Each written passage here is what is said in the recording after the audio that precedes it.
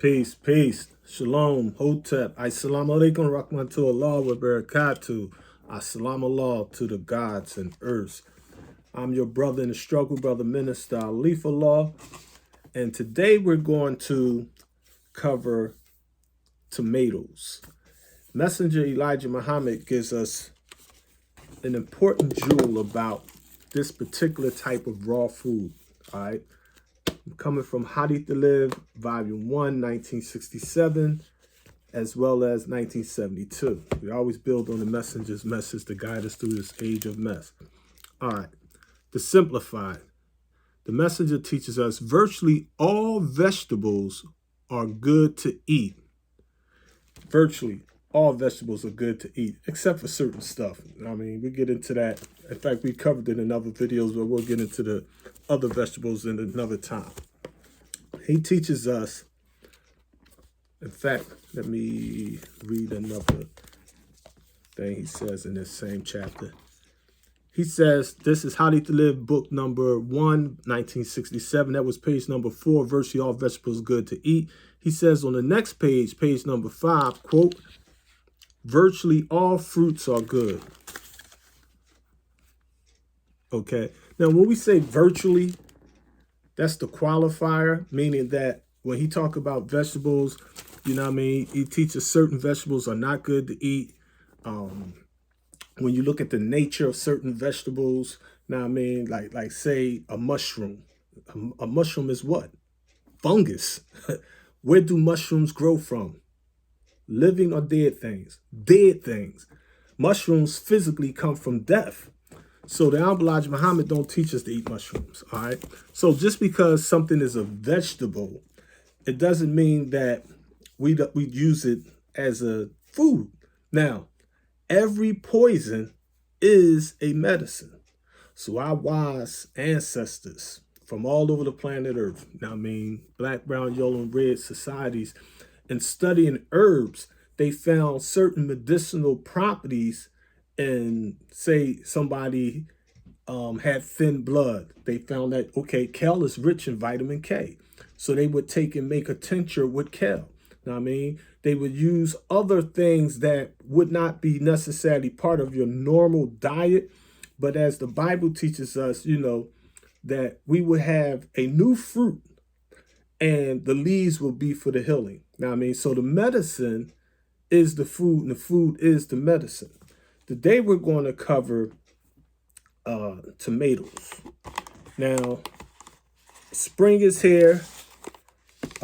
Normally, my wife grows her own little fruits and stuff like that there, cucumbers, tomatoes, whatever. So she normally grows some cherry tomato. Her sister grows some delicious cherry tomatoes that we get from her too.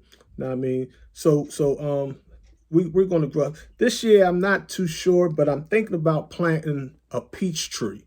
You know what I mean? I'm not 100% with that yet, but you know, you gotta weigh pros and cons. I mean, like, say for example, if you plant a cherry tree, and it's like, oh, it's beautiful. Look at the blossoms. The cherries is delicious. But the birds love what we love. So now the birds is pooping all on the deck, pooping all on the car. So it's like, I don't want to attract. It's a lot of animals around here that love what we love. So I gotta figure this out. I don't know. They got some beautiful peach trees, cherry trees, plums, pears, and apples.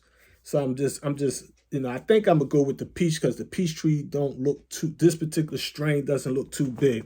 Now, disclaimer, before we even get into it, there's a lot of pseudoscience out there when it comes to foods. Short version, there is no such thing as original fruits and vegetables anywhere on the planet Earth covering 196,940,000 square miles. I know a lot of people tell you, oh, this vegetable is hybrid, this one is grafted. They're all grafted, family. Every last one. Now, I mean, you know, if you understood nature, science, like the Holy Quran teaches, do you not see how we send the winds fertilizing? Now, imagine that. Like I just in fact, I just had to trim the grass. I was like, I'm gonna wait till it gets like kind of thick because we ain't really had no wind. We out here on the East Coast in Pennsylvania. We ain't get hardly no snow this year. So I was like, I'm gonna wait till that grass get a little richer and probably just go out there, just, turn the soil a little bit, put some grass seeds and cover it up, protect it from the birds a little bit. And they ain't gonna eat all the seeds, but try to get a nice, clean, healthy lawn out there.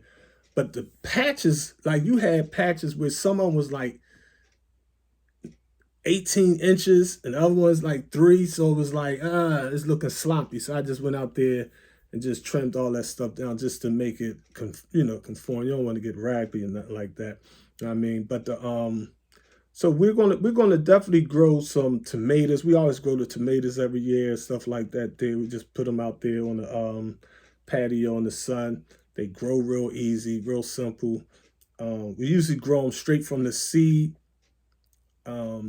This year, to make it easy, we probably just get like the little plant, because her sister get the plant and hers is real healthy and them things last forever. And to my surprise, the deer don't really mess with them like that. You know what I mean?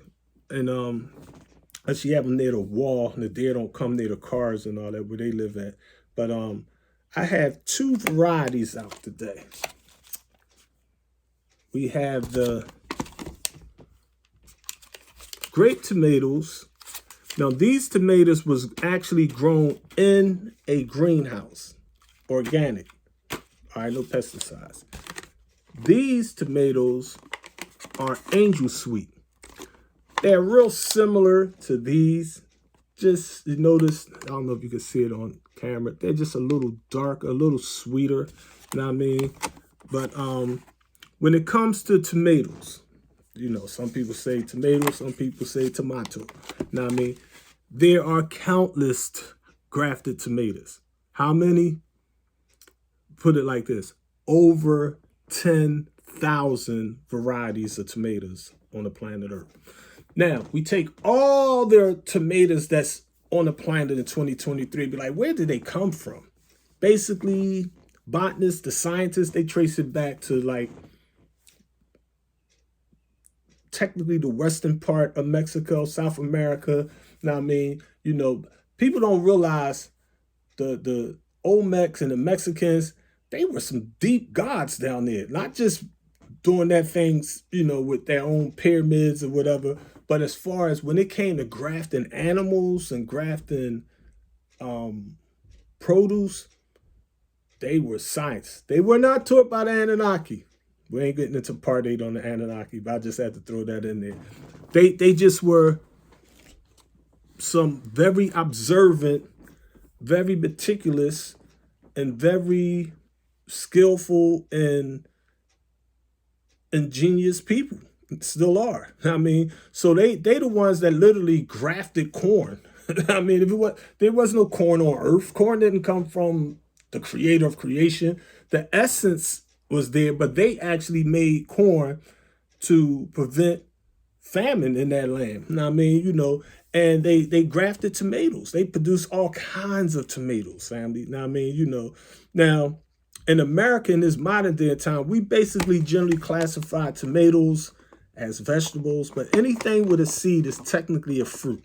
All right, so zucchini is a vegetable, but it's really a fruit. Bell pepper is a vegetable and a salad, but it's technically still a fruit. Now, I mean, seeds in these tomatoes, they're fruit. Cucumbers got seeds, they're fruit. Pumpkins got seeds, they're fruit. So it's countless things that we may consider to be a vegetable, but don't worry about that. There are, I tasted different varieties of tomatoes. We grew different kinds. We grew beefsteak before. We grew the cherry tomatoes. We grew cherry tomatoes before. Now, I mean, we go to the farms out here. You have like the Amish, Lancaster County and stuff like that. So they have a lot of farms that we visit. We visit those organic farms just to get some better foods, if you will. Now, I mean, not perfect. It's nothing perfect on the planet. The soil is not perfect. The air is not perfect. The water is not perfect. There's pollution everywhere, family. The Holy Quran teaches us corruption has appeared on the land and the seas. or the oceans on account of what mankind's hands have wrought. So there's some unique tomatoes. I don't know if you ever tasted the Japanese black tomato. It's a black tomato, but it's delicious. I mean, um, the beef steak tomatoes is whew, they meaty, real rich. I remember when I was a child, my grandfather, thoughts of peace be upon him, he used to grow. Let me think. Did he grow those? Or no, he didn't grow them. I don't really. Oh no, what my grandfather used to do when we were small, he used to put us in the back of his station wagons and take us to Jersey. I remember the fruits and all that, but he used to get vegetables too. So he would get his vegetables from over there. But he used to always get these green tomatoes, and the tomatoes wasn't ripe. And I mean, and me being an inquisitive little kid, I'm like, Grandpa, why you get these days? These are still green. He's like, if you let them sit in the sun, they'll ripen and turn ripe. The sugars will come into them. You know what I mean? And they would take and sit them on the windowsill, and the sunlight hit it, and I actually seen these green tomatoes turn red. And I'm like, wow. And we used to literally wash them, and back then we used to put salt on them and eat tomatoes with just some salt on it. You know what I mean? My grandmother had this thing about salt. You know what I mean? You know, in this day and time, we don't eat too much salt, but we're more health conscious. But back then, we used to get the iodine salt with the little girl with the umbrella and all that, the rain boots or whatever, and Morton salt. And she had this, but the thing was, when I got older, certain things she used to do, I had a craving for. Like if I eat some watermelon or an apple, it's cool, delicious. But if you put a little bit of salt on it, scientifically, that salt just chemically alters it. My grandmother used to put salt in her coffee grind. I mean, you know, but it's something about that ancient chemistry that our ancestors just intuitively knew, you know what I mean, and knew how to utilize, you know what I mean? And so we used to put salt on the tomatoes and just eat the tomatoes, salt on the cucumber. No, not the cucumber. Cucumbers, we used to put them in the vinegar. Back then, we didn't get the Bragg's brown healthier vinegar. We used to get the white vinegar. Now, but that stuff was delicious. Tomatoes, onions, and cucumber salad. In the summertime, and I'm a kid, and I like candy, but I used to like certain, you know what I mean, healthy foods, you know what I mean? But my grandfather, one time I seen him, he got all these green tomatoes, and I was like, he already taught me the science that if you let them sit in the sun, you know what I mean? So these tomatoes he had in the kitchen next to the refrigerator in a big white bucket. So I'm like, yo, what you doing with these? Throw them away? He's like, nah. I was like, why you got them in here? He's like, oh, I'm going to pickle them. Pickle them? What you mean? And, you know, he took me, showed me the next morning. He's like, he put the vinegar in there, some dill, some raw balls of garlic, and diced onions and all this stuff. And, you know what I mean? Put he basically put the lid on that thing. And I really forgot about it. But then he called me in the kitchen one day. I don't even remember how long it was to take them things to pickle. But he called me in there. When I came in there, he was like, remember them green tomatoes? I was like, yeah. He said, look in here. He opened it up, and he had all these green tomatoes floating inside this vinegar. So I'm looking at him. It didn't look appeasing to me. I see chunks of garlic cloves and onions and hot peppers and whole, not grind black. I'm talking about the whole grain pepper ball. I don't know. A lot of people use ground up pepper. Shout out to Sonny, this friend of mine from India. She had me taste the whole pepper seed, the kernel. Delicious. You know what I mean? So he had the whole pepper seeds in there back then. Then I noticed, oh, that's what they be putting in pickles and all that. So it started adding up. So he took the tomato out and he sliced it and gave me a little piece of like, taste it. And I was a finicky eater. So I was the type of person like, I never in my life tasted a chicken gizzard. Only because of the way it looked. I never in my life tasted a piece of liver because I seen my mom cooking it when it was raw. And I was like, why would a person eat liver? Ew, no. I mean, I never ate chitlins. Not because I was Muslim. I ate pork. I love pork, bacon. We used to eat pork scrabble and grits. Now, I mean, so it wasn't no religious or holy thing with me, no health kind. I wasn't a black man. No, I'm eating swine like all the other slaves in North Philly. I mean, but I would never think about tasting chitlins. Two people tried to get me to taste certain things. My dad tried to get me to taste chitlins, failed. He tried to get me to taste clams and oysters. Not happening, Dad. Nah. I mean, to this day, I never tasted it. Nah, I know God don't want humans eating that crap. I mean, I ain't know nothing about scavengers. Now, it's just certain things intuitively just like, not going to mix the DNA with that there. I don't think so. Now, I mean, mix it with a bunch of other poisons in my life, but not those. Now, I mean, but the tomato looked kind of strange. So I'm like, I don't know about this one. It looks like it's not right to me. You know what I mean? He's like, nah, taste it. So I took a little, it had it was like a blend of like a pickle with a cucumber and olive all grafted into one. But the pickled tomato, I ain't have them since. That was like, let me see, I'm 58 now. That had to be like 50 years ago I ate that. I never tasted them since. I mean, I wouldn't recommend them, pickled tomatoes. You know what I mean? I wouldn't, especially if you got high blood pressure and stuff like that. I wouldn't really, but it was good. You know what I mean? It was so good, I remember it 50 years ago. So I tasted all kinds of tomatoes. You know what I mean? And I noticed that grafted tomatoes started like, see, original tomatoes back in the day, you could literally walk in a room or walk outside and you would smell the earth tones and fragrance and the pungent fragrance of tomatoes. These grafted joints, you'd be like, what is this? I mean, you know what I mean?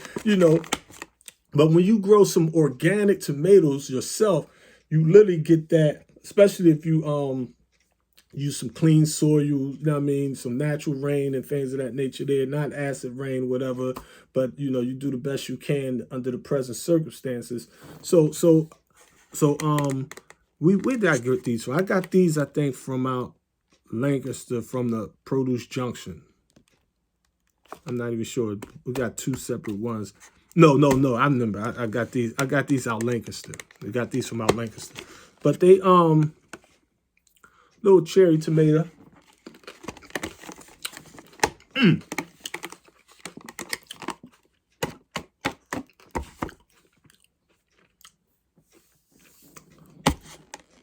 They call them angel sweet. These things is like, they good, but they real pungent. Like they got that real rich tomato flavor to them. You know what I mean?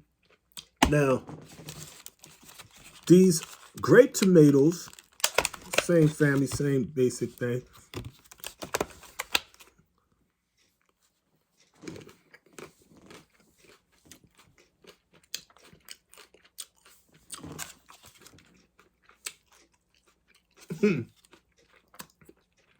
These is okay. These was grown in a greenhouse.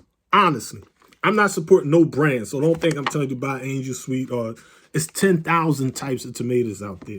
You know what I mean? There's the green zebra, the moneymaker tomato, the Kamato, which is like a purplish type of tomato. You have the Tigerella tomato with the stripes all on there. The Native American Indians had a Cherokee purple tomato, delicious. I mean, so you have all kinds. It's like 10,000. I mean, literally over 10,000 of them. The Campari. These is the cherry tomatoes. You got the blue tomatoes.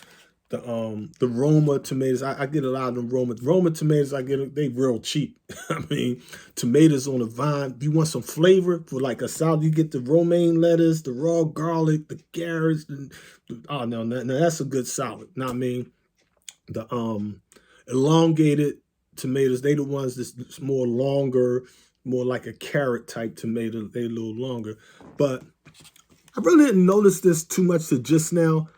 This greenhouse tomato and these angel sweet tomatoes, I would honestly tell a person, in my humble opinion, just tasting this, the angel sweet tomato has scientifically, I would say, 60% more flavor than the ones grown in the greenhouse.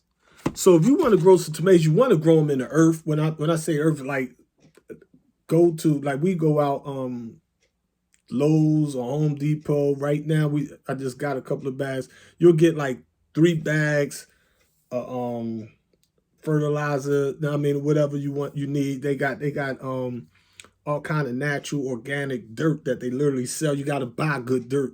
I mean, it's pathetic. Back in the day, you just put the stuff in the earth and it grows. But they strip the earth for so many vitamins and minerals and nutrients. It's like, pathetic. But these that grow in the greenhouse, I wouldn't buy these again, but this is a good survival food right here. Like I would definitely use this for survival food. But these regular cherry tomatoes that grow out of the earth, Mother Nature is the best. We can't imitate her.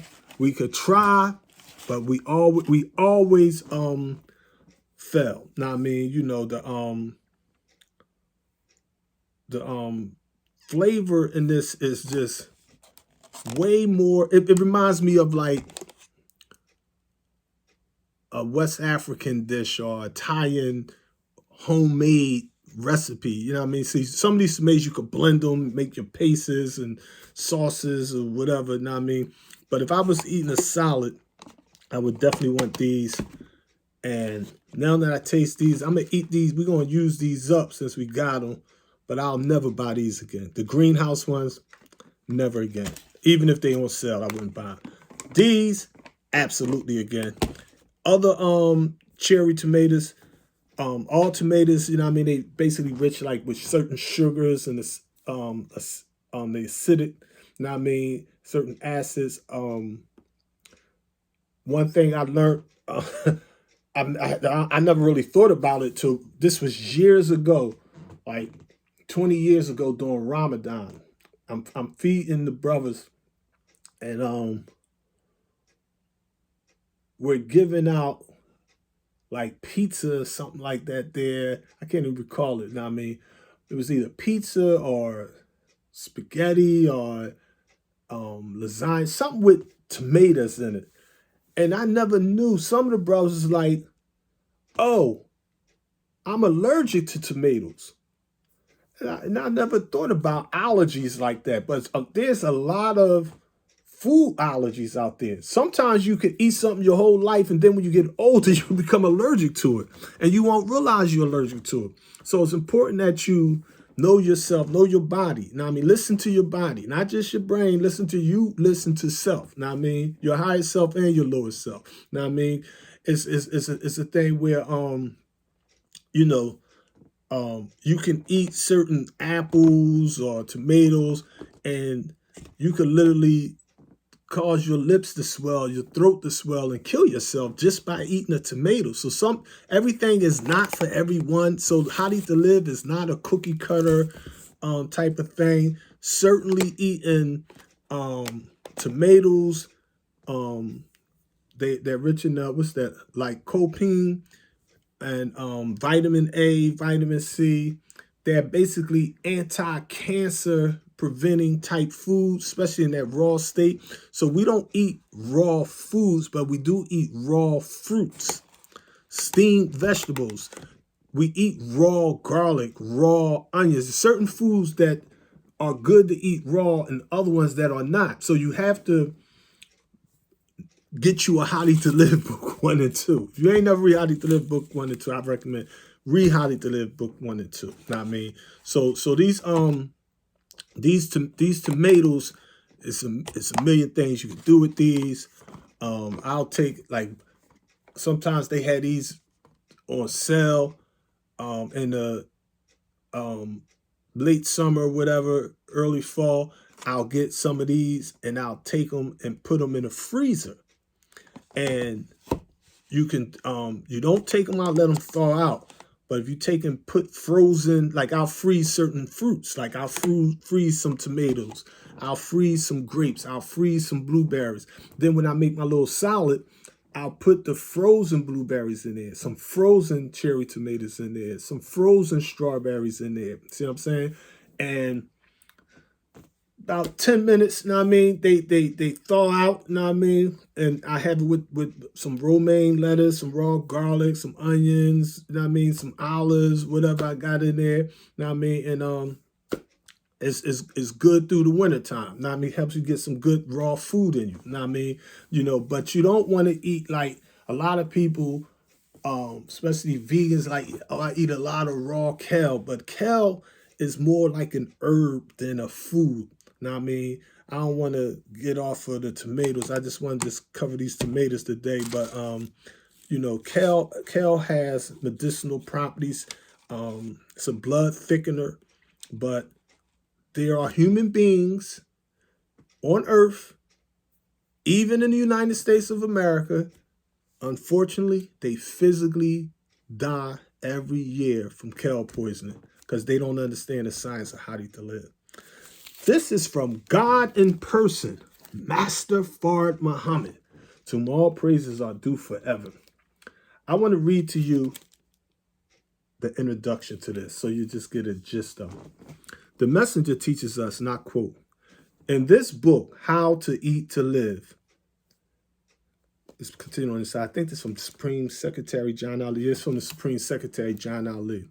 In this book, How to Eat to Live, Messenger Elijah Muhammad, our beloved leader and teacher, follows the tradition of the prophets and apostles, teaching as they did not only of spiritual enlightenment, but also of physical well-being. For example, Moses taught his people, when they were slaves in Egypt, not to eat the unclean food of the Pharaoh. Daniel, too, resolved not to defile himself with the king's meat and drink. Having complete faith in Allah, he challenged those who ate the, quote, king's rich food to a test. After the 10-day testing period, Daniel and his followers were far healthier than were the followers of the king. The law given to Moses and followed by Daniel is today being followed by Messenger Muhammad and his people. They, like Moses and Daniel, reject the swine, the prized dish of America. They, like Moses and Daniel, enjoy excellent health and a pleasing appearance. If you want good health, follow Messenger Muhammad's rules as they are outlined in this book. Remember his teaching, which is supported by the scriptures, quote, a sound mind dwelleth in a sound body. Since the creation of the white race, man has fallen from spiritual and physical correctness. Adam ignored God's instructions of what to eat, eating everything that delighted the eyes and that was desired, to give life to the dead and to restore the proper life of his people. Allah has chosen Messenger Muhammad to teach and instruct us on physical well-being. As the Holy Quran says in chapter 21, verse 7, quote, and we sent not before thee any but men to whom we sent revelations. So ask the followers of the reminder if you know not.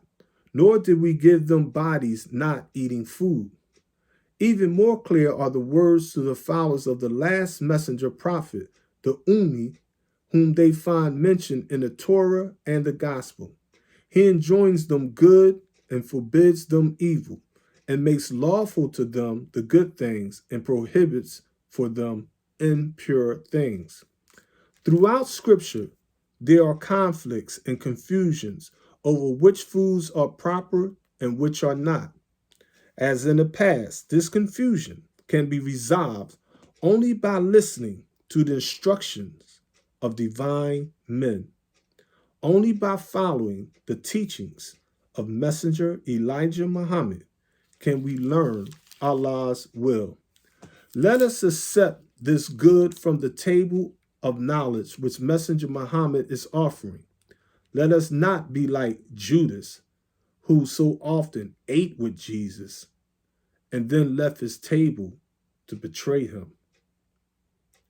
We now have the opportunity of eating with a divine man of God, as the disciples ate with Jesus.